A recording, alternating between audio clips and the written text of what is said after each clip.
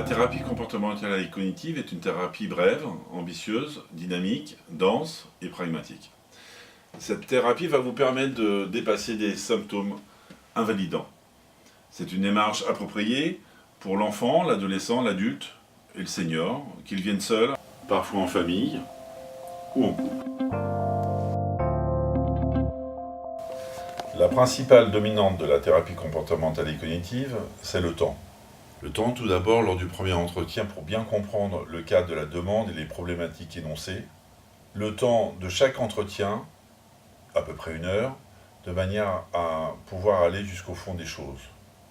Un peu plus tard, une batterie de tests sera soumise de manière à connaître 53 traits de personnalité et d'état de la personne. Enfin, de cette manière-là, on pourra déposer un diagnostic précis, scientifiquement validé, et seront mis en place des outils et des techniques appropriées aux difficultés de la personne. La technique de relaxation, proche de l'hypnose, est facile d'accès et elle est performante vers le mieux-être. Tout comme la relaxation, je propose à certaines personnes de suivre un dispositif de psychosport-thérapie. L'activité physique améliore l'équilibre psychologique et la tolérance aux certains traitements, l'efficacité des thérapies et diminue la sensation de fatigue. En combinant l'activité physique et l'écoute active, la personne peut alors évacuer son stress et lui permet de communiquer sur d'éventuels blocages.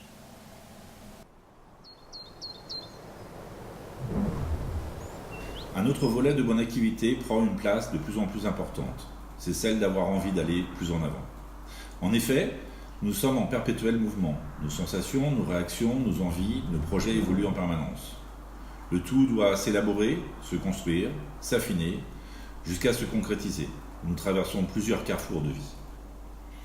Ainsi, l'idée germe de plus en plus de s'octroyer un moment de recul, une introspection afin de mieux se connaître, d'être en capacité de s'auto-analyser, mais aussi de mieux anticiper ses propres réactions face à des situations futures.